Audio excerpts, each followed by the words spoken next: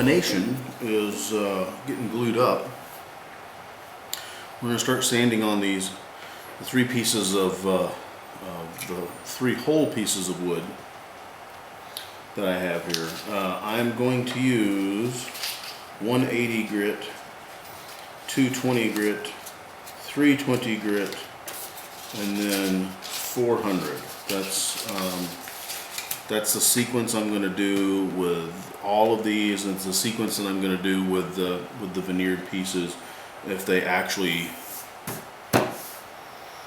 turn into something workable, which may or may not happen. So we're gonna get these sanded down to start looking at the issues we may have with them. And we'll talk about those individually. So, hey, sanding again.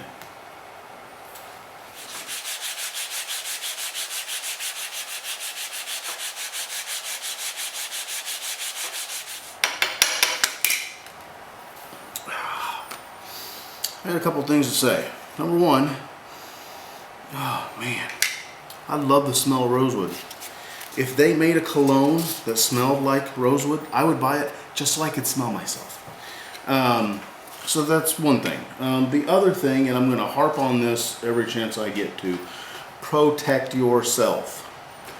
A lot of these woods that we use, especially the rosewoods, the western red cedars, some other of these exotic type of woods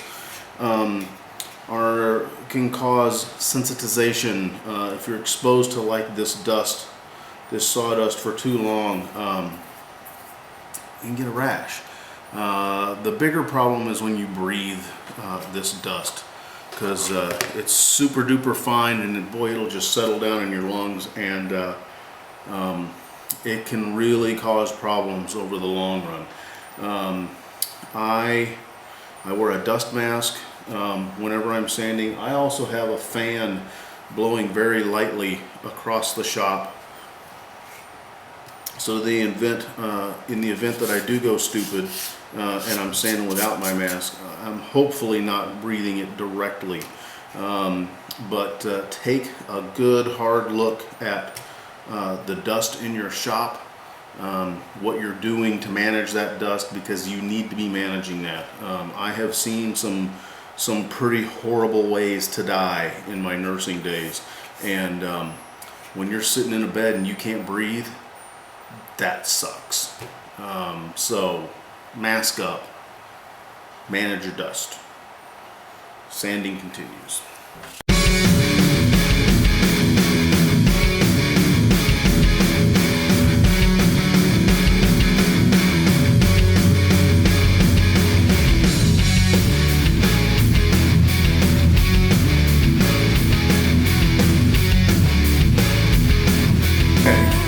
Sanded with 180, 220, 320, 400. Yes, we have. So now I'm going to show you a couple of different things. Number one, here is this piece of Honduran rosewood.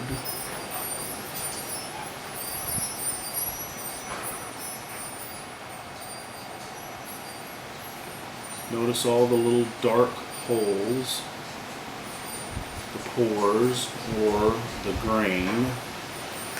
We're going to look at that in what I believe to be a piece of zebra wood or zebra wood. This one actually has a knot in it, and it also has some insect damage in it.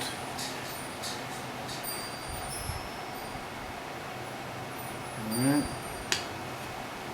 Again, I should also show you again the pores, but again we're going to look at something a little more interesting here in a minute. And then the third piece is the spalted maple, and man, it's rough. The spalting process actually damages the wood, causes what's called punky wood. Really soft wood like it is over here and over in here. but it's smooth, but there's a definite texture difference when I go from here to here, and then there's a knot right up in there. So they all feel really nice. This feels really smooth. The rosewood feels really smooth.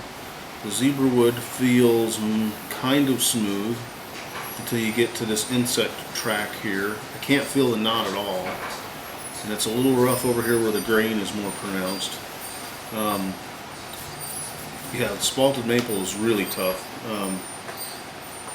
I've attempted to sand these saw lines out to not a whole lot of success. Now what I've done is I've gone through with like a toothbrush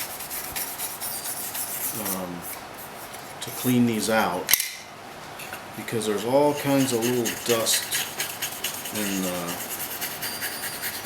sawdust that hides down in there. This one especially. I also have to be careful with this, because as I'm brushing, and this is just a regular toothbrush, as I'm brushing this area here, is the wood's actually coming out because it's so soft in there just from me using a toothbrush. I'm going to get some compressed air. We're going to spray the inside of this out, and then we're going to look at this in a different way that is eye-opening, at least it is to me, because I'm, the new guy. So, stand by. All right, you ready for this? This is that same piece of very smoothly sanded Indian rosewood.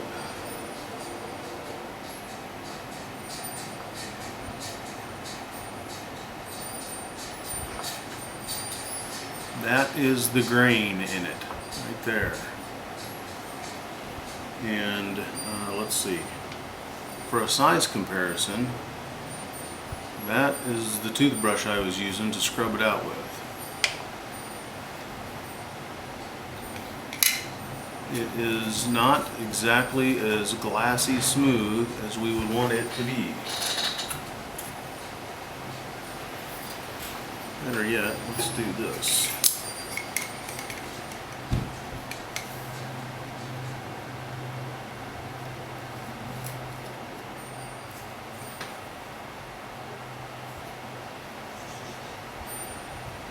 There we go, millimeters. That's what we're talking about.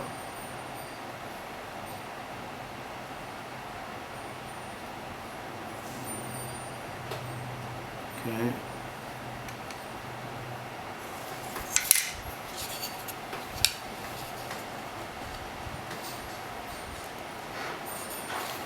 Let's lay it flat. Oh, here, let's do that.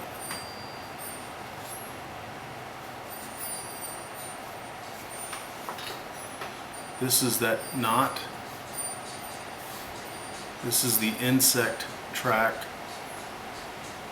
And you can again see the pores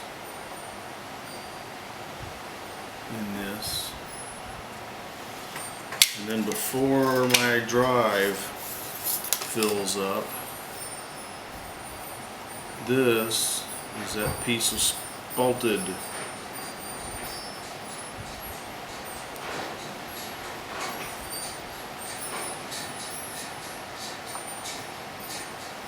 and you can see all the cracks and crevices and all the little holes, which is why we have to stabilize spalted wood products, because they're just chock full of holes.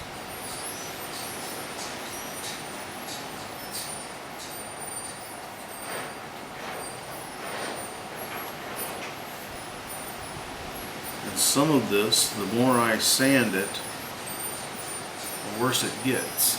And you can see this right there. And that just crumbles.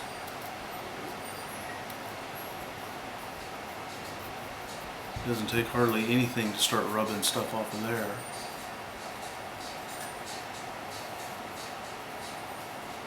So,